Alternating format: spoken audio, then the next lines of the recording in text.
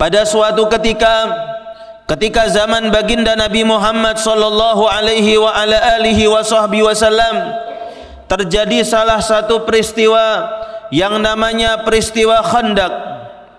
Di dalam peristiwa Khandaq ini umat Islam diperintahkan untuk menggali parit karena mereka diserbu oleh bala tentara kafir Quraisy dan para sekutu-sekutunya. Khandaq yang artinya ialah parit, ialah usulan daripada seorang sahabat yang bernama Salman Al-Farisi. Salman Al-Farisi di dalam usulnya mengatakan, kami di Persia, kalau misalkan musuh menggempur kami, menyerbu kami di tempat kami, maka kami bertahan dengan menggali parit agar musuh itu tidak bisa sampai ke tempat kami.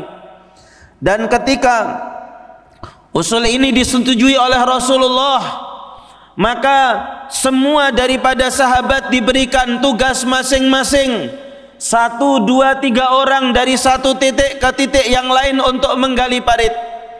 Akan tetapi keadaan pada saat itu bukan dalam keadaan yang nikmat, sejahtera, banyak makanan. Bahkan baginda yang mulia Nabi Muhammad SAW mengikat perut beliau dengan batu supaya menahan rasa lapar beliau sallallahu alaihi wa ala alihi wasallam.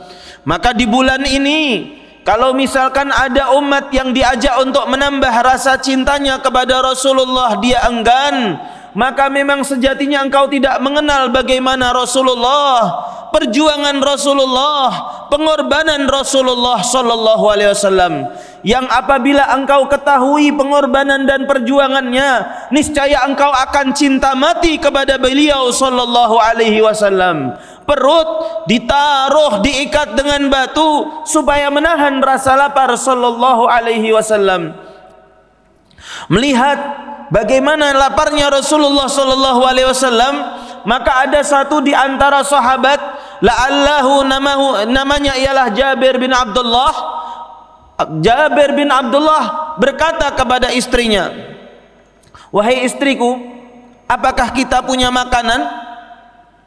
Maka istrinya mengatakan, kita punya makanan cuman cukup buat 2 sampai 3 orang, 4 orang maksimal. Maka sahabat tersebut berkata kepada istrinya, bagaimana kalau sisa makanan kita jadikan untuk menjamu Rasulullah? Sisa makanan tinggal itu digunakan untuk menjamu Rasulullah. Maka istrinya pun menyetujui, karena mereka dua-duanya, sang suami dan istri, merupakan sahabat yang betul-betul cinta kepada baginda yang mulia Nabi Muhammad SAW. Maka berdatanglah sahabat tersebut menuju Rasulullah dan mengatakan kepada Rasulullah dengan perasaan tulus, perasaan ikhlas, Rasulullah, silahkan makan di rumah kami ingin menjamumu ya Rasulullah. Seperti dibilangi oleh istrinya, bilang sama Rasulullah, jangan lebih dari 4 orang, karena makanannya tinggal 4 untuk 4 orang saja. Rasulullah, kalau engkau berkehendak untuk mengajak sahabatmu menemanimu makan, maka ajaklah 2, 3 orang ya Rasulullah untuk makan di rumah kami.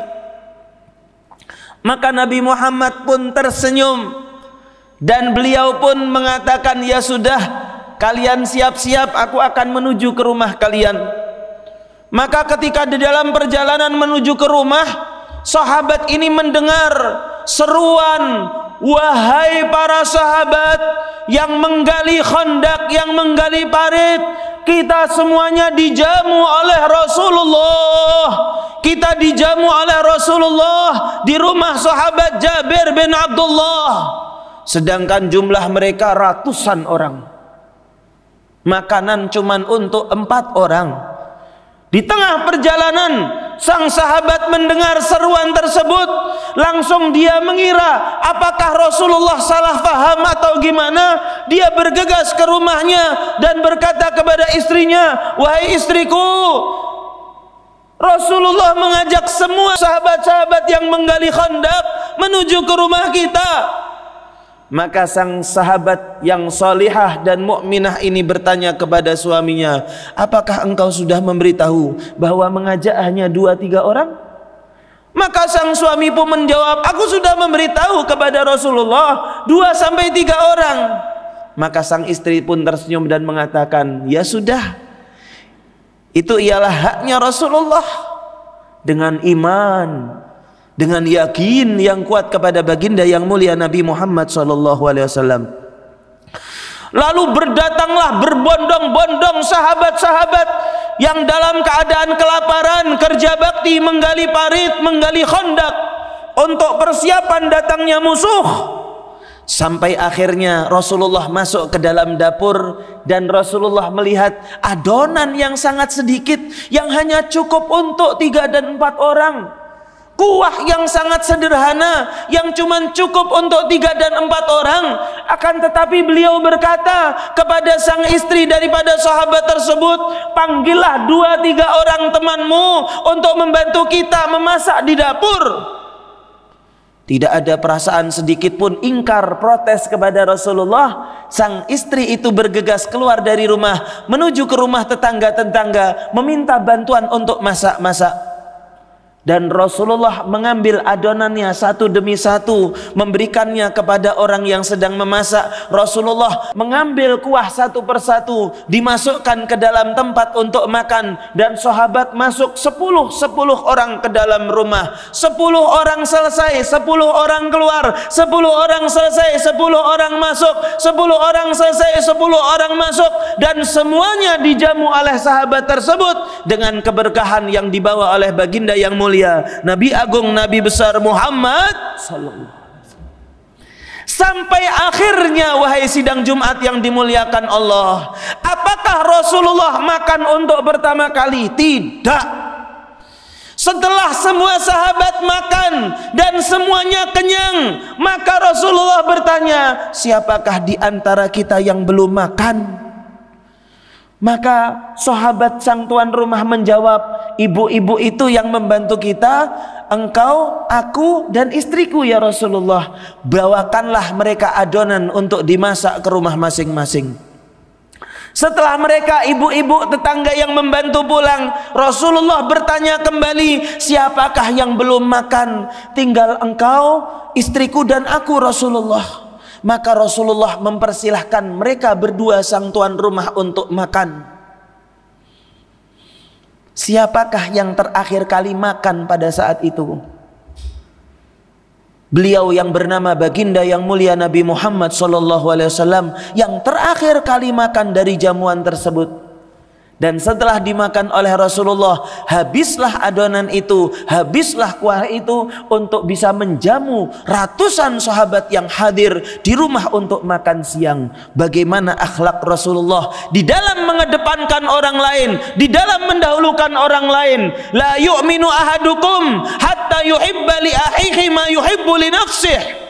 Tidak sempurna iman kalian sampai dirinya mendahulukan untuk orang lain lebih daripada mendahulukan untuk dirinya sendiri, menginginkan untuk orang lain seperti yang dia inginkan untuk dirinya sendiri. Subhanallah, seperti inilah ajaran Rasulullah. Apakah kita sudah meneladaninya? Apakah kita sudah mempraktekannya? Allah Ta'ala berfirman, lan tanalul birra hatta tunfiku mimma tuhibbun. Di dalam Al-Quran Allah Ta'ala mengatakan, kalian tidak bisa mendapatkan kesempurnaan di dalam berbuat kebaikan hingga kalian memberikan kepada orang lain dari apa-apa yang masih kalian inginkan dan masih kalian cintai dan sukai. Semoga Allah Ta'ala jadikan kita sebagai umat yang selalu meneladani Rasulullah, wabil khusus di dalam akhlak beliau, wabil khusus di dalam sifat perhatian sayang beliau kepada umat beliau. Amin ya rabbal alamin.